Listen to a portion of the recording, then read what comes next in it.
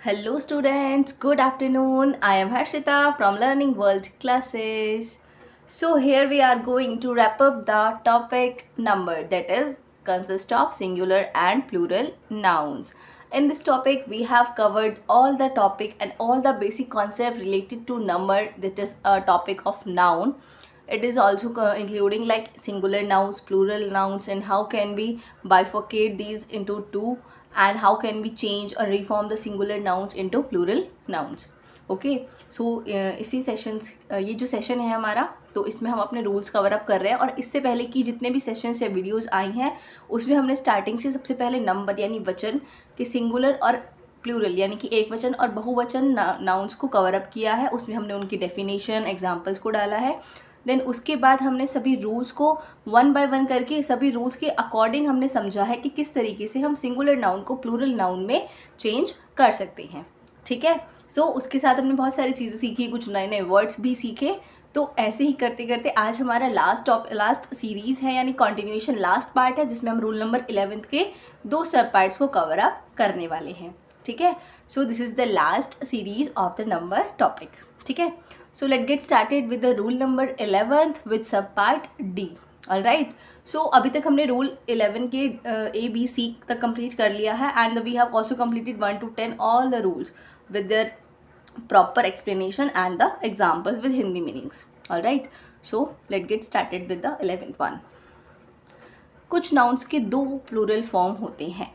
अच्छा देखो, अभी हमने पढ़ा था लाइक जितने भी सिंगुलर नाउन्स हैं उन सबके प्लूरल नाउन्स किस तरीके से हम चेंज करते हैं, किस तरीके से हम उनको ट्रांसफॉर्म करते हैं। तो ये जो रूल है ना, ये क्या कहता है कि कुछ नाउन्स ऐसे होते हैं जिनके प्लूरल फॉर्म्स होते हैं बट वो दो होते हैं। ठीक है, और उनके जब हम उनको प्लूरल फॉर्म में चेंज भी कर देते हैं ना, तो उनके दो दो अलग अलग मीनिंग भी हो सकते हैं। कैसे, देखो क्लोथ माने कपड़ा। ठीक है, तो क्लोथ्स में जब हम विदाउट ई अगर उसको लिखते हैं क्लोथ्स, इट मीन्स कपड़े के टुकड़े, जो पीसीस होते हैं ना अनस्टिच्ड, जो अनस्टिच्ड क्लॉथ होता है उसके जो कपड़े होते हैं that is called clothes without E. ठीक है, और वहीं पे अगर हम क्लोथ में ई लगा देते हैं, क्लॉथ E+S, ठीक है, तो इट मीन्स सिले हुए कपड़े, यानी कि आपके स्टिच्ड जो कपड़े होते हैं वो। ठीक है, तो इस तरीके से क्लॉथ है, क्लॉथ के दो प्लूरल नाउन है, that is cloths and the clothes. Okay, that is first one is like कपड़ों के टुकड़े यानी कि unstitch pieces of cloth, and the clothes, the second one is related to stitch clothes. Okay, second one is genius. ठीक है, एक word है genius, उसके मीनिंग पे बाद में जाते हैं। सबसे पहले इनके प्लूरल फॉर्म्स देखते हैं कौन कौन से हैं। एक वर्ड है दैट इज जीनियस, उसके दो प्लूरल फॉर्म होते हैं और दोनों के अलग अलग मीनिंग्स होते हैं। कैसे, like first one is geniuses. Geniuses हम किसको बोलते हैं, जो प्रतिभाशाली यानी टैलेंटेड पर्सन, या फिर जिसको बोलते हैं ना हाई IQ वाले जो पर्सनस होते हैं, लाइक हाईली इंटेलेक्चुअल्स, तो उनके लिए यूज़ किया जाता है जीनियसेस, यानी कि मोर देन वन जीनियस। ठीक है, and the second one is genii, GENII। इसका मतलब जैसे जीनी होता है ना, लाइक वो अलादीन का जिन, लाइक इस टाइप से। ठीक है, तो प्रेत, पिशाच या भूत, यानी इन वर्ड से इसको रिलेट किया जाता है। तो इस तरीके से ही एक सिंगुलर नाउन के दो प्लूरल फॉर्म्स हो सकते हैं, they can be differ in their meanings also. Okay, and the third one is die. ठीक है, अब जो डाई है ना, तो उसके दो मीनिंग्स भी होते हैं और दो प्लूरल फॉर्म्स भी होते हैं। जैसे फर्स्ट आपका डाइज। ठीक, डाइज यानी कि ठप्पे, जो डाई वगैरह होती है कपड़े पे करते हैं, लाइक इस तरीके से। And the second one is dice, जो कि हम जिससे हम खेलते हैं, क्या खेलते हैं, like snake and ladder, ludo, जो पासा होता है डाइस क्यूबॉइड फॉर्म में। ठीक है, next one is index. Index क्या होता है, लाइक फर्स्ट हमारे एक टेबल ऑफ कंटेंट्स होता है ना, उसको हम इंडेक्स बोलते हैं, अनुक्रमणिकाएं।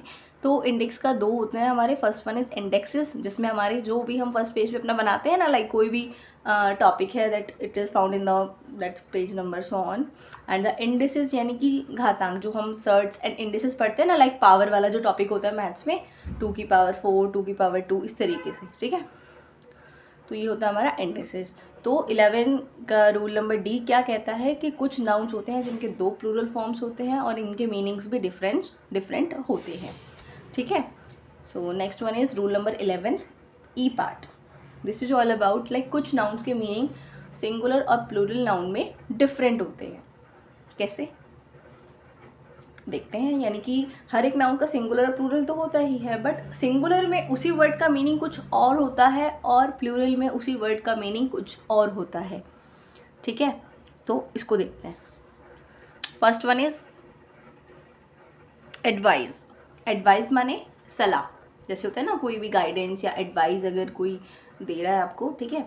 तो बट अगर आप इसका प्लूरल फॉर्म लिखोगे एडवाइजेज, एडवाइजेज यानी कि जैसे एडवाइजेज क्या होता है ना, लाइक अभी की जो मॉडर्न इंग्लिश है उसमें बहुत कम यूज़ होता है, but in the traditional English we can use advices for the notices और जो भी आपके रिपोर्ट्स वगैरह होते हैं ना उसके लिए इसको यूज़ किया जाता था। ठीक है, next one is good. Good जैसे हम बोलते हैं लाइक बहुत अच्छा है, भला है, इस तरीके से। And the plural form goods, goods is related to सामान, यानी कोई भी चीज़ें हैं हमारी, इस तरीके से।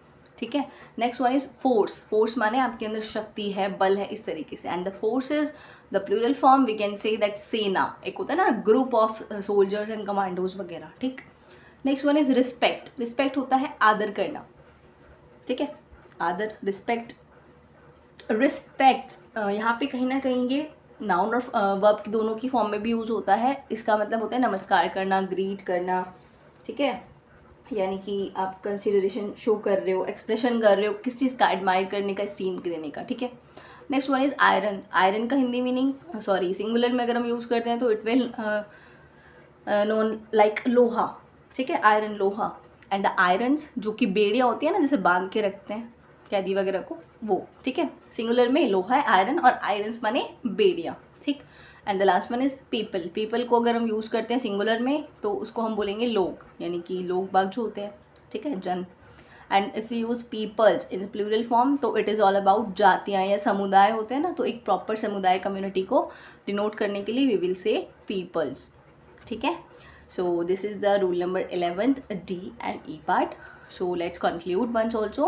11th पार्ट क्या कहता है कि कुछ नाउन्स होते हैं जिनके 2 प्लूरल फॉर्म होते हैं और उनके साथ साथ उनका मीनिंग भी अलग अलग होता है, जैसे क्लॉथ का clothes, clothes, index, indexes and indices. ठीक है, इस तरीके से। And the 11th E is all about like कुछ नाउन्स के मीनिंग सिंगुलर फॉर्म में अलग होते हैं एंड द प्लूरल फॉर्म में अलग होते हैं।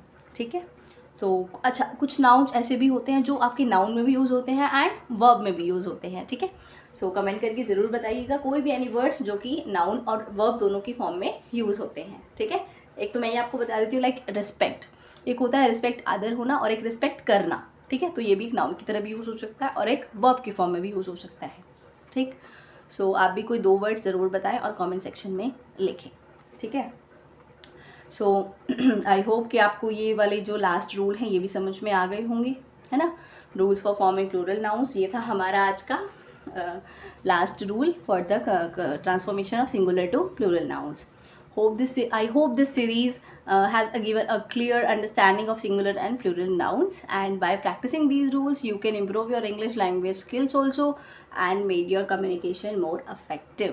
Okay, so thank you and thanks for watching my video. If you like the video, please do like, share and subscribe. If you want to learn something else, so you can let me know in the comment section. I will try